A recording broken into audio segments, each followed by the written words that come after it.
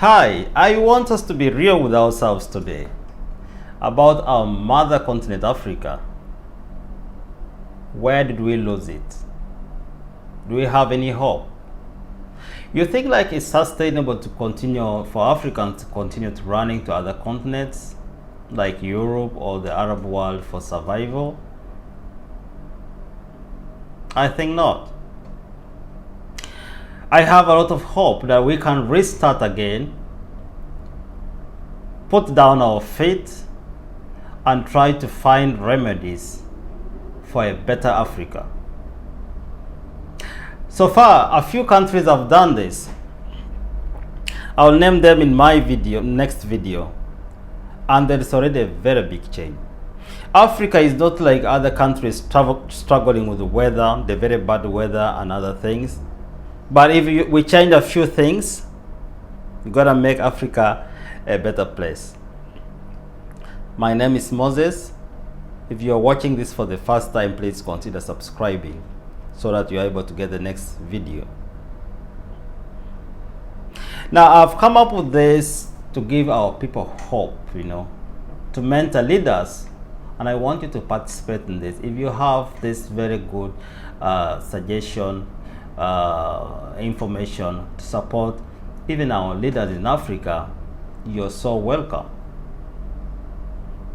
Now, today I got 4 things I'm suggesting, or maybe 5 items I would suggest that Africa needs to do to have its feet back and thrive again. I remember during in my history, I studied Africa was what the America or the China of those days, the Asian civilization. Where did we lose it? Don't rush to blame the colonialists and all this. We'll come to this some other time. But I have today 4 things that I think that Africans should do to start shifting positively. Number 1, Africans should love themselves. I'm not saying that Africans don't love themselves, but I'm saying they don't do it enough. Just look at even countries in Africa. Some have closed borders. Some harbor rebels for another country. Countries don't speak the same language. So we need to see a way of countries connecting to each other. And if you see an African, you know that this African is my brother. It's only the borders, the colonial borders, that is dividing us. So we need to see ourselves as one. So we avoid all the tribal wars, small tribal wars between one community and another. We need to see ourselves as one. This is the starting point. Unity is the beginning of everything.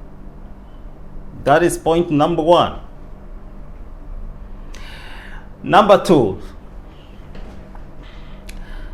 when we are united, next one, we need to get rid of the bad leadership.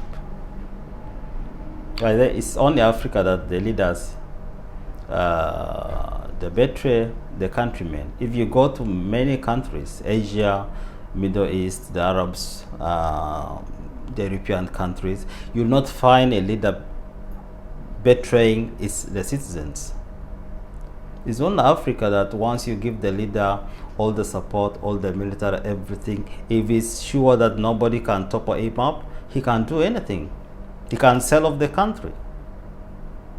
Most of the African countries, their leaders are not working for the people. Their leaders are working for the business guys from other continents. You remember when Trump once said that these friends is Africa that they have all the deals. There's a lot of money in Africa when the countrymen are suffering. So many of the leaders are holding the country hostage and people are suffering a lot. There can be minerals in the country, but they are not for the citizens. There can be oil in the country, but it's not for the citizens. So at one point, we should get rid of these leaders. Some are clinging to power. How do you offer a service to a country when you're struggling to stay in power? Because even their own businesses, the businesses cannot survive once they are out of power. And I don't know where we got this kind of mentality as Africans, that we don't feel for our own people. It started even during the days of slave trade. Some leaders, some kings sold off their own people for guns and even just a mirror. We need to change this. Now we need to face some reality. So if there is a way, we need to get rid of the bad leaders. Out of this channel, we want to mentor some of the very good leaders in Africa so that we are able to change our continent. We don't need to lose it all. Next one. We want after this, we're going to save our natural resources. All the leaders now, what leaders are doing is being a business connection to other foreign companies, and they just take it very cheaply. Take for example Congo. The citizens are struggling.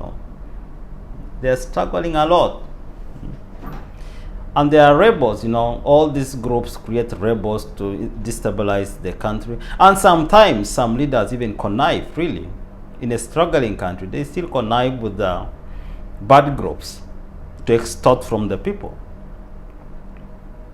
So the next one we are saying is, let's save the resources, the natural resources, because right now there's a lot of exploitation, fish, minerals, and all this.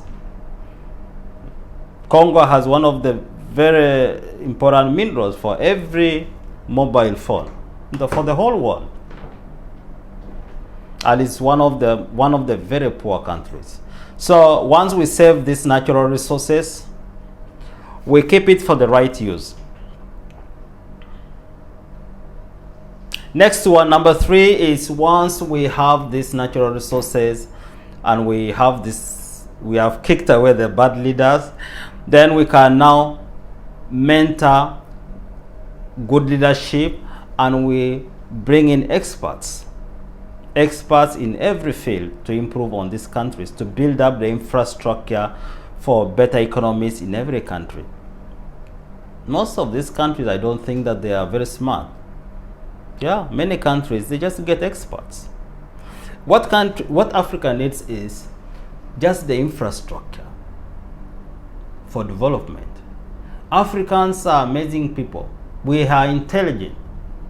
That's why when you get when an African leaves Africa and goes to a modern country like Europe, they thrive, even footballers, because there is infrastructure for this. We just need the right infrastructure for development in Africa. This is what the leadership have failed. A lot of leaders in Africa have failed. Or they have it, then there is corruption. They don't stick to what they want. They want things for themselves. So once we have this infrastructure, then the people can work along that and they thrive. That's very important. And the other one is a conducive environment which is peaceful, and an environment that attracts even foreign investment. Much as the local investment is growing, we can attract visitors. Create standards. This is one thing why most people in Africa don't work hard. We don't create standard in every country. Create standard for every business. That one will make people work hard. If somebody is opening a grocery shop, the country should need some level. What is the standard of grocery? What is the standard of restaurant? Everything. Sometimes Africans can think that they are being left out by other countries, or they don't import their stuff because we don't work on the standards. How do you expect other countries to buy your stuff when you're not working to create commodities of some standard? So I want us to think about other things, and I'm sure you'll be getting back to me in the comments. We want to improve our continent. I know some people are rushing so fast to racial discrimination, but I don't believe in that. When you're giving things, when you're providing things to the table, if Africa was providing as other countries are providing, if by this time we are able to give the world the vaccine, if next time we're able to create the best fruits that can serve the world, I know some countries in Africa are doing this, but assuming that we are, next time Africa, one of the African countries produces the best cars, that is when the Africans, other races, they are going to appreciate us. But if we will be on the taking end, that is where you feel the discrimination. So leave the issue of racial discrimination. Even me, if I find a group of people and I see an African, I'll go to the African. A black African like me, I want to talk to him first. This is not discrimination.